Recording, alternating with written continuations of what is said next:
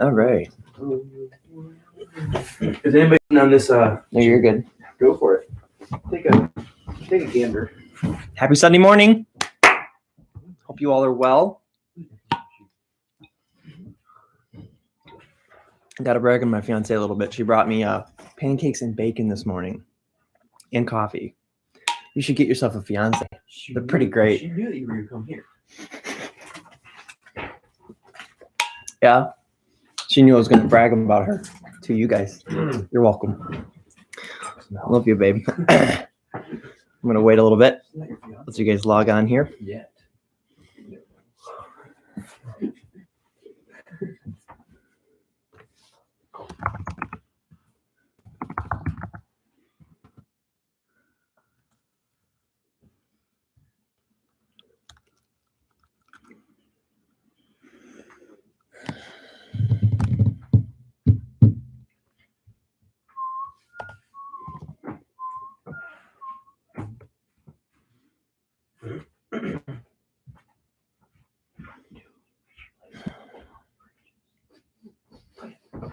Stop it.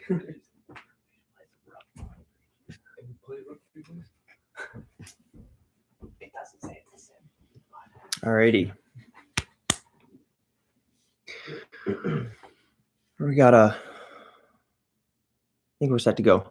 I'm going to open up with a word of prayer, and then we'll jump right in.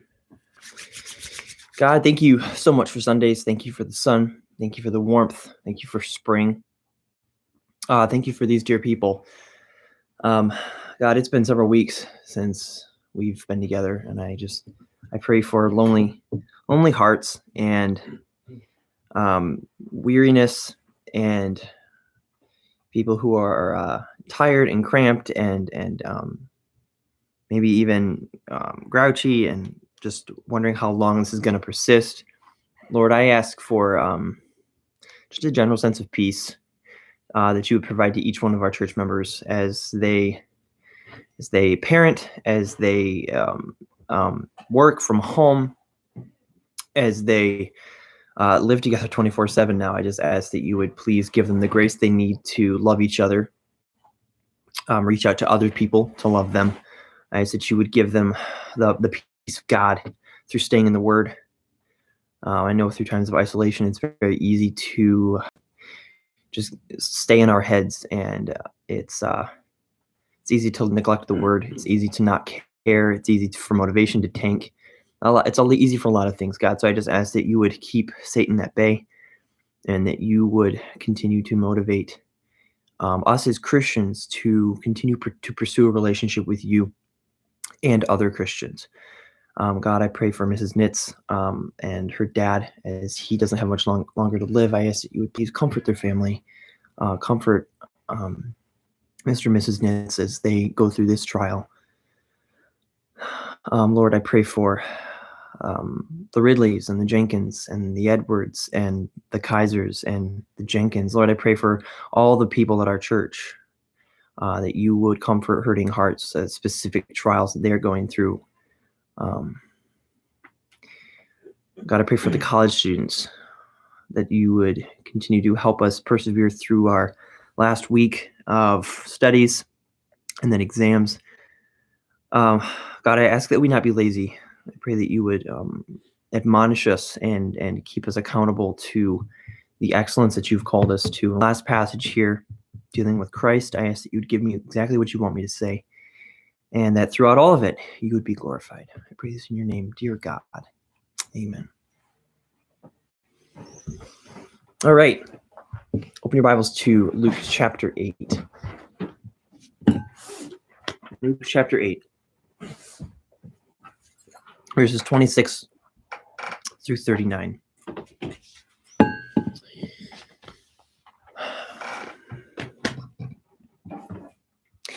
I'm pretty sure we're all tired of being at home. I'm pretty sure that we've had our fill of our siblings, sometimes of our spouses, sometimes of our own walls, and it just feels unnatural. Like this was not meant to be like this, especially since it's been cold out quite a bit. But in this passage, it's curious to me that the purpose and the source of motivation that Christ uses in the climax of this passage that we're going to look at today is for us to go home. And so I've titled my message that.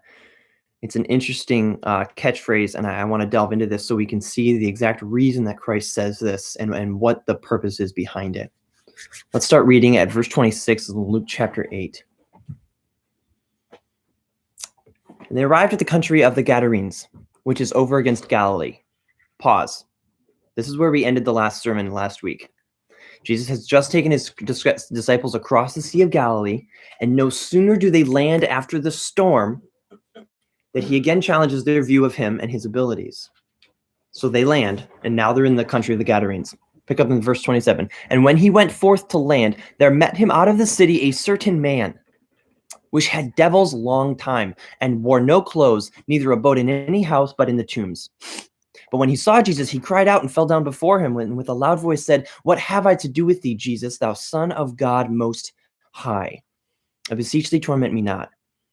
For he had commanded the unclean spirit to come out of the man, for ofttimes it had caught him, and he was kept bound with chains and in fetters, and he brake the bands and was driven. Many devils were entered into him. And they besought him that he would not command them to go out into the deep. And there a herd of many swine feeding on the mountain, and they besought him that he would suffer them to enter into them. And he suffered them. Then went the devils out of the man, and entered into the swine. And the herd ran down violently down a steep place into the lake, and were choked. We're going to keep reading to the end of the passage, but I want to separate this sermon and this passage out into three people groups we're going to look at specifically this morning. We're going to look at the demons, the townspeople, and the man himself. So firstly, we deal with the demons, chronologically working through this narrative. This is the first people group that we come to. And I think that we need to recognize three very specific things about the demons. Firstly, that they were powerful. We begin with their name, Legion. This name was either given to the man by the demons themselves, by himself, or by those who knew of him. Either way, in Roman culture during this time, a legion represented a company of over 1,000 to 6,000 soldiers. Either this was an actual description of how many demons resided inside this poor man, or simply an example of how powerful this man showed himself to be with the use of the demons. It was probably literal, since the narrative in Mark that covers this story says that there was about 2,000 pigs in that herd that they were cast into. And while unseen, these demons had the strength to cause this man to break countless chains. We see in verse 29, he was kept bound with chains and fetters. He brake them. We see in the mirrored narrative in Mark, he says in verse 4, and the chains had been plucked asunder by him, and the fetters broke in pieces. Neither could any man tame him. Like, this sounds like Superman's strength. This guy is snapping them like rubber bands. He had unnatural strength, so much so that no one could control him. And then the account in Matthew that mirrors this passage also says that this man was so fierce that no one could even pass through that area of the country. They'd like tape this place off. This is for the demon-possessed dude because we cannot control him, so we have to control the area. No one could pass through. This man was powerful. Additionally, these demons, they were slowly using this man to death. The Gospel of Mark sheds some more light on the psychological power that Legion had over this man. Chapter 5, verse 5, it says, and always night and day, he was in the mountains and in the tombs, crying and cutting himself with stones. See, the goal of the servants of Satan is the same goal as Satan himself, to destroy each human created in the image of God. If they can't destroy our soul as Christians, then they most certainly will try to affect our environment. But in this man's case, they were affecting his soul. This man was their puppet to use until he either bled out or died of exposure or malnutrition. They didn't care. They had a market on this man's mind because he had either invited them in and could neither extract them or chose to do so even if he wanted to. You see this same scenario later in Jesus's ministry, with the demon-possessed son, and the father comes to Jesus and he's pleading with him, Lord, cast him out. He's killing himself because he was thrashing around. He would throw himself into the fire. He would cut himself on sharp things, and no one could do it. And so when Jesus came down, he cast out the demon-possessed son in a very violent way. He came out of him, he revived him, and everyone's like, why couldn't we cast him out, Lord? What was Jesus' response? Well, it says, and when he came into the house, his disciples asked him privately, why could we not cast him out? And Jesus says to them, this kind can come forth by nothing but by prayer and fasting. I don't want to delve into stuff that's extra biblical that I don't have the authority to talk about. But for some reason, a deeper and more intimate fellowship with God was required to cast out some demons more than others, perhaps depending on their level of power. And as far as we know, these demons named Legion in this story acted very similarly. No one could cast him out except Jesus. So they were powerful. They knew the truth. When the man runs up to Jesus, what's the first thing out of his mouth? He throws himself down. He bows himself down to Jesus. And then he screams, what have I to do with thee, Jesus, thou Son of God, Most High? Up to this point, demons are the only ones that are willing to call Jesus out for who he truly is. You see in Luke 4, verse 41, the first encounter that he has with a demon-possessed man in this whole book says, and devils came out of many, crying and saying, thou art Christ, the Son of God. And he rebuked them, suffering them not to speak, for they knew he was the Christ. These demons could recognize something about this average-sized Jewish man that most other people did not. Looking through the human eyes of this man, these fallen spirits knew the familiar presence of God, because they had once enjoyed it before they fell from heaven. But now after their rebellion, all they felt was anger and fear. Anger because this powerful group of demons had a market on fear in this Gentile community, and they wanted to keep it like that. And now here comes Jesus threatening their territory. But they also feared him, since they knew what he was capable of, probably more than anyone else there. Thus, they bowed down to him, because I doubt they had any choice. But through this knowledge of his Godhead, they didn't love him. No, their fear caused them to hate him. But still they bowed. This reminds me of the final judgment, when everyone saved and unsaved will bow before God, acknowledging this power and majesty that identified this Jesus apart from anything these demons had yet encountered during their work on earth. So they were powerful. They knew the truth, and they hated it. And thirdly, they tried to barter with Jesus. The deep.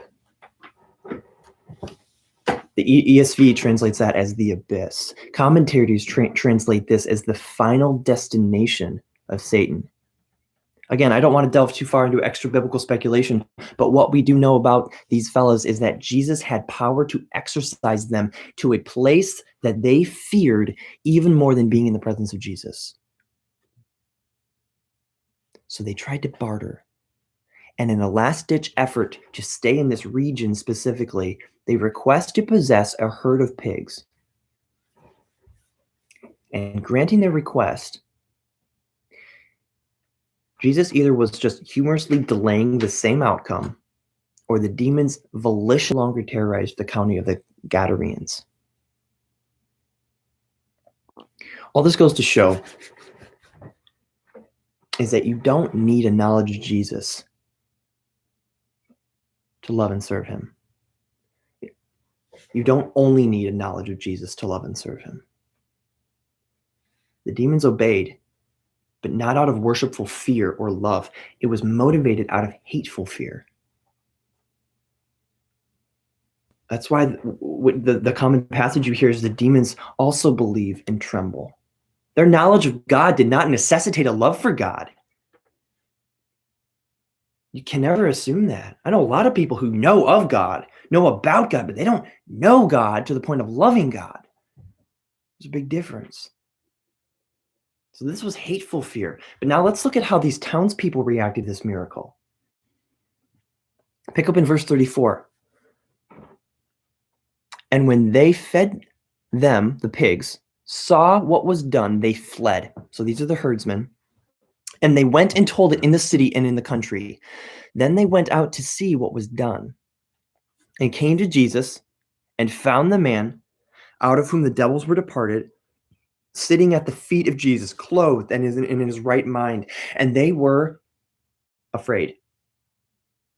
We keep seeing fear. Every interaction Jesus has with Jesus has with people. We see one people group in the group at least respond in fear. Verse 36, and they also which saw it told them by what means he was possessed of the devils that was healed. Then the whole multitude of the country of the Gadarenes round about him besought him to depart from them, for they were taken with great fear. And he went into the ship and returned back again. That's it. That is the first way they respond. That is their first response, and it remains their only response. They responded in fear. It all started with two pig herders who had just lost their whole passel of hogs. And yes, I'm pronouncing that correctly. That is the name. It's a passel. I looked it up at 2 a.m. last night, and here's what I found. Quote, the name of a group of pigs depends on the animal's ages. A group of young pigs is called a drift, or drove, or litter. Groups of older pigs are called a sounder of swine. I'm not even kidding. A team or passel of hogs, or a singular of boars. So now you know. So don't laugh at me when I say a passel of hogs. You're welcome. These men go running into the town of Gadara, which is about 6 miles off, judging by the current city's distance from the Sea of Galilee to the current location of Gadara. So get this, these guys had to run a pretty fast 8K just to get into the city, and then another 8K to get back with the whole city.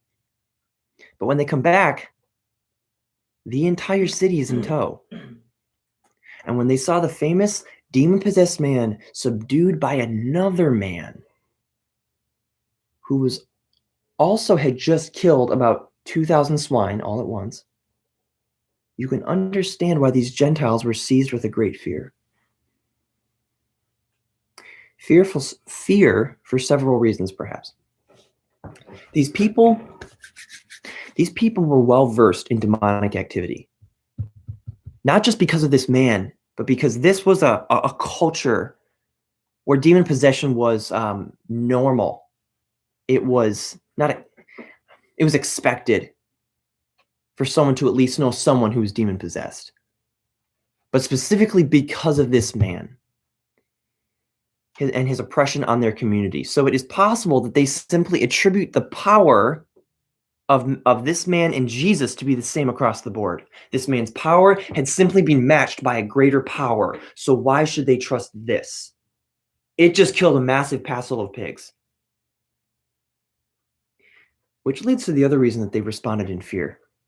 They very probably have lost property, or at least had it damaged by this powerful demon-possessed man. And blaming this new man, Jesus, with the recent loss of property, they were tired and scared of more loss or damage.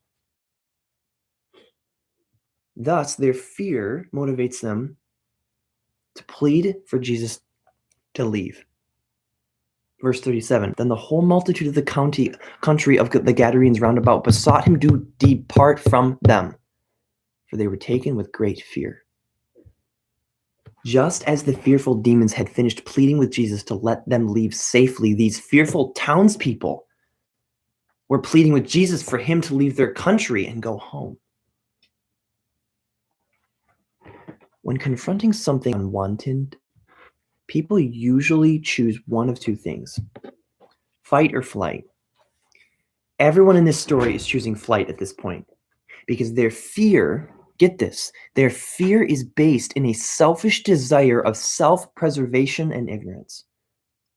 Arguably, they should have rejoiced that this man was healed. Perhaps they didn't ask enough questions. Perhaps they were assuming that Jesus wasn't much different than this powerful demon. Or perhaps they just didn't care to sacrifice more potential loss of their possessions to get to know this miracle worker. I know people like that. They would rather not have to chance giving up their idols of comfort or control when given an opportunity to follow Jesus. They're scared of what he might ask of them. Or even they're scared of losing what they perceive to be contentment and happiness on their own terms. Sadly, though, I'm not really even talking about unsaved people who reject Christ, although that does happen too. I'm talking about Christians who are holding back idols from Jesus whenever it may be that it is withholding a closer relationship with God. It doesn't even have to be something that's inherently sinful. Usually it's not. My mom likes to quote the saying, a good thing becomes a bad thing when it becomes the ruling thing. See, what we don't get, because we're so blindly selfish, is that when God offers us an intimate relationship with him, he's offering us all that for which our soul hungers and thirsts. Everything. See, while God offers us a vacation by the seaside, we choose rather to stay in the dirt playing with mud pies, to quote C.S. Lewis. We are far too easily pleased. Hence, when these townspeople were given an exposure to the beauty of the sanctifying grace in a man who qualifies better than anyone to be the least of these, they responded with self-focused fear of losing what they prized above Jesus and his gospel. Their fear exposed their idol. So the demons responded in hateful fear. The townspeople in selfish fear. But let's look at the other person in this story and see how he responded. Verse 38. Now the man out of whom the devils were departed besought him that he might be with him.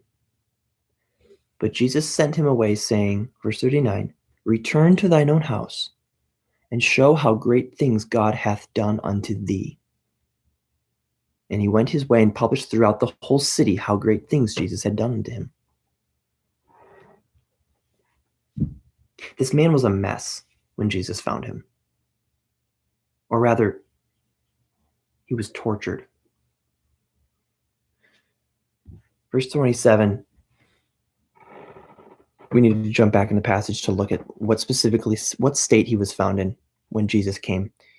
He went forth to land. There met him out of the city a certain man which had devils long time. Okay, so we're talking about an undisclosed amount of time, but it is a long time. This could have been years.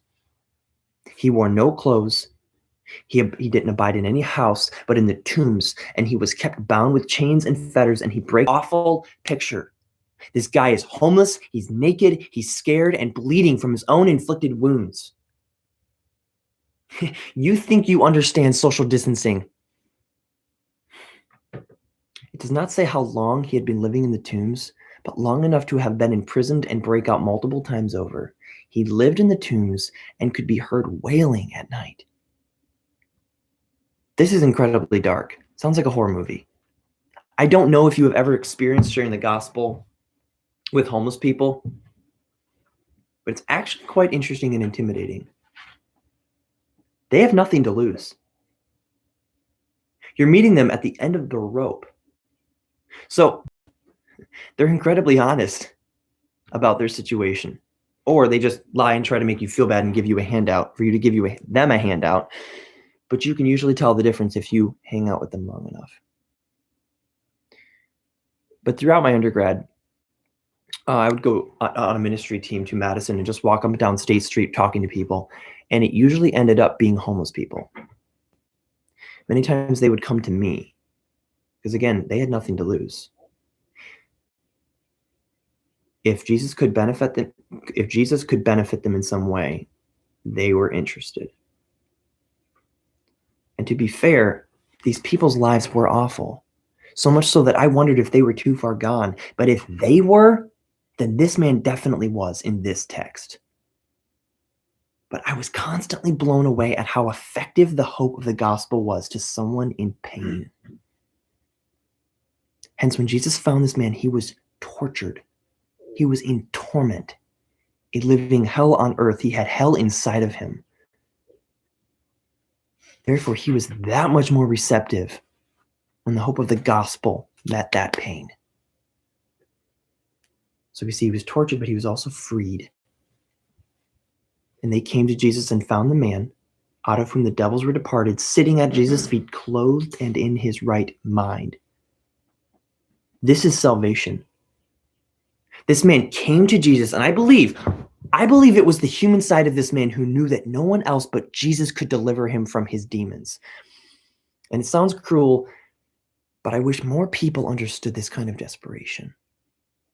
I wish Satan didn't make it so stinking comfortable to resist Jesus and mask our insane need of him in this country. I'm not saying I wish more people were demon-possessed, but I wish more people, saved and unsaved, would see how Jesus is the only one who can rid us of our old man. We're not desperate enough, because I don't think we understand how enslaving and damning evil is.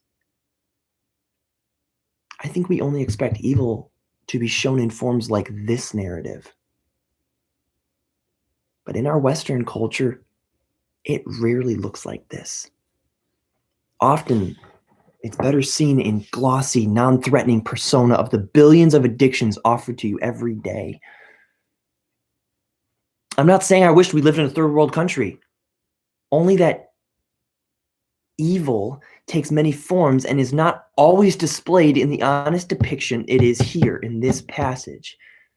Because it's not necessarily about how evil looks per se, but more so the enslaving effect it holds on one person's life. But here, in this passage, the evil was so severe that the transformation here had to be just as severe. So much so that it scared the bystanders. But those who seem to have more to lose tend to display the most dynamic change after salvation. Because he did change. By the time the townspeople reached him, this man was sitting down. I doubt this man had ever sat down. This man was running about the countryside, screaming and wailing, cutting himself. So he was sitting down. That's something to talk about just in and of itself. He was tame. Jesus didn't have chains on him. He was volitionally of his own will sitting at the feet of Jesus. He was probably also bathed.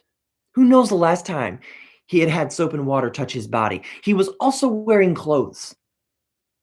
And get this, he could finally think for himself. With the demons gone, nothing he had ever experienced even came close to the safety and the peace he felt simply being near Jesus. He had only known Jesus for a few hours, but he had already determined to be Jesus' disciple for life. Hence, he was tortured, freed, but now he's commissioned. Here's the climax of the story. It says that Jesus sent him away, saying, "Return to thine own house, and show how great things God hath done unto thee." Go back home, Jesus told him. Why? Why would Jesus do this? He now had perhaps the most motivated and effective disciple in his following. The example he could have been wherever they went was amazing. It was unquantifiable. Why didn't Jesus jump at this opportunity? I honestly don't know. We don't have more than what was recorded here. But what I do know is that sometimes following Jesus doesn't look like what we expect. Because it wasn't for this man.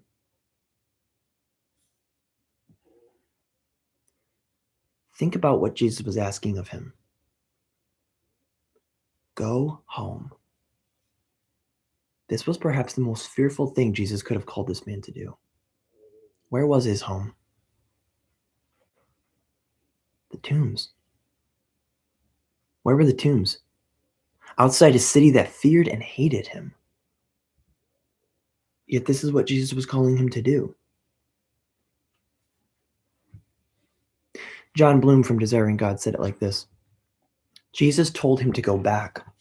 It was a hard call to return to the place where he had known demons, chains, tombs, self-mutilation, public humiliation, abuse, loneliness, and suicidal torment. But it was there that the grace of God in his life would shine the brightest. Sometimes following Jesus means being sent back to a place where we once knew desolation and indescribable pain. The thought of returning there conjures up fears of our own demons and the people who knew us as we were back then. What Jesus wants us to know is that his salvation and his protection extend to those old, horrible haunts. If Jesus can break the death grip Satan once had on us and set us free, then he can also redeem the places of our former slavery and make them showcases of God's omnipotent grace.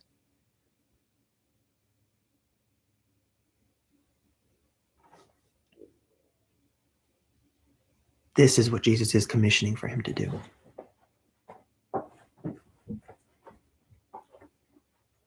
So we've seen this morning how 3 different people groups responded differently to this miracle that Jesus performed. The demons out of hateful fear, the townspeople out of self-focused fear, and this new disciple out of reverential fear. All because they were trusting in something different to give them purpose. Because whatever you choose to make you happy above that of Christ, you will eventually come to fear and hate. Jesus demands that we trust him to be all satisfying above that of any earthly happiness. Until then, our fear of losing our perceived fulfillment will hold us back from knowing God for who he truly is and from the joy and freedom that he offers. I'm going to say that again because that is so important to the climax of this story. Jesus demands that we trust him to be all satisfying above that of any earthly happiness. Until then, our fear of losing our perceived fulfillment will hold us back from knowing God for who he truly is and from the joy of freedom that he offers. This is what the townspeople were holding themselves back from. But as another form of application from the perspective of the new disciple, I think we would all be a little surprised if we got to witness something this intense. Mostly because many of us have not experienced trauma to this degree. See, in our comfortable American culture, we forget how powerful Jesus is. But what we don't get so often is how actually traumatizing sin is to our soul. I do not think we know the effects that it has on us in full. You can't quantify that because you're dealing with a soul which has effects on the human body, which has effects on other souls and other souls. And when all of that is twisted, is sinful, and is controlled by the devil,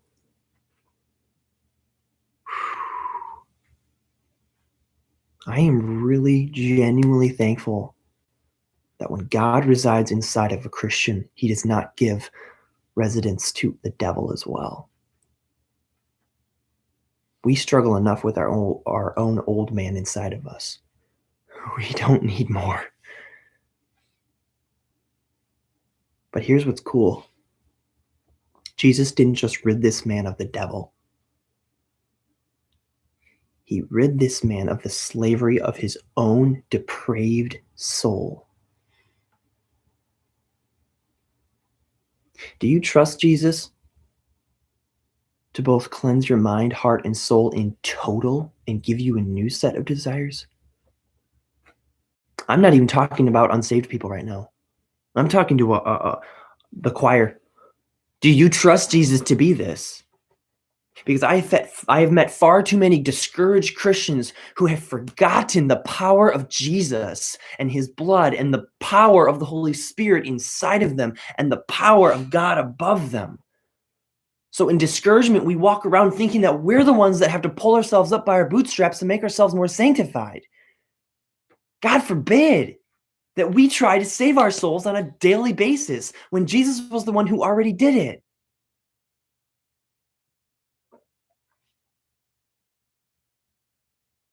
I think we forget how actually powerful Jesus is. And lastly, as we've seen with the demon-possessed man who was given a new mind, a new set of desires, and a new purpose, it is important to remember that when Jesus calls us to salvation, it is not to a specific occupation, location, or lifestyle, but to a life of reflecting God's character wherever he has us. And this doesn't always look like occupational ministry. Usually this looks like ministry right where you're at. And right now that's home. In your job, in your marriage, with your children, with your friends. How are you showing how great things God hath done unto you? That's what Jesus called this man to. He said, go home. Show them God. They hate you, they scorn you, they fear you, they know who you were. Go home and show them who you are now. Go home and show them the grace that I have showed you. Is the transformation that Jesus has done in your hearts always before you and seen by others? How about in your home? Because there it is perhaps the hardest. Hence, Jesus told him to go home because there people knew him. They know the past you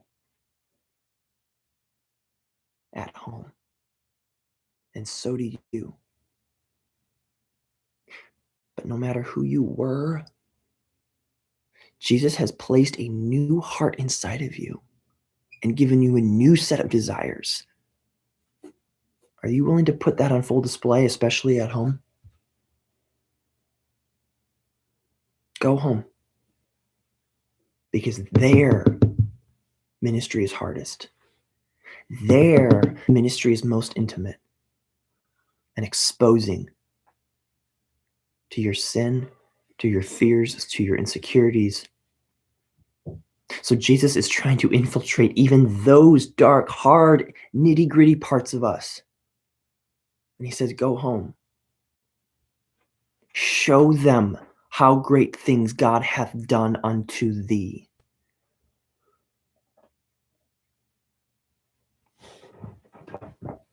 So we've seen the past 6, 7 sermons. Who is Jesus? We've seen him heal people. We've seen him bring back people from the dead. We've seen him cast out devils. We've seen him affect nature. Who is Jesus? The very first words out of Jesus' mouth when he entered public ministry sum up all that we have seen up till this point and all that you will see as you study out the rest of the book of Luke. Chapter 4, he gets into the temple, and the first words out of his mouth, he reads from the book of Isaiah. The Spirit of the Lord is upon me, because he hath anointed me to preach the gospel to the poor. He hath sent me to heal the brokenhearted, to preach deliverance to the captives, and the recovering of the sight to the blind, to set at liberty them that are bruised, to preach the acceptable year of the Lord. This is our Jesus. This is the powerful, compassionate, loving, self-sacrificing God in flesh. Who is Jesus to you? Have you allowed him to infiltrate your heart? Allowed him to change your desires? Allowed him to affect change in those around you? I pray this series has been helpful for you as it has for me. And I ask that you would never stop asking the same question that Luke asks throughout this entire book. Who is this Jesus? Let's pray. God, thank you so much. Thank you for Jesus. Thank you for the commission that you have given all of us. God, our ministries are nothing if they do not first start at home. So I ask that you would please provoke us to righteousness, that you would convict us of sin where it may be, and show us how that we have to start at home with our family, with our parents, with our wives and husbands and spouse and children and friends and those who know us best. Because God, you want all of us. You want to change all of us from the inside out. So I ask that you would affect every part of us. I ask that you would make us evangelistic in our friendships, in our interactions with people outside the home. I ask that you would show us why it's so important to show how great things you have done inside of us to other people, so that they can then go on and ask, who is this Jesus that he has caused such a change in these people's hearts, in my heart, in your heart? God, I pray for these people in my church. I pray that they would do the same, that they would question and ask themselves these questions. Who is this Jesus? And how is he asking me to live? I pray that you would be glorified with our response, with our actions, and with our life. We love you, God. Help us to love you more. We believe. Help our unbelief. I pray this, God, in your holy name, that you be glorified with all of it. Amen. Thank you so much for your attention. And I pray for you guys that you would continue to be faithful to what God has called you. I miss you guys. God bless you all.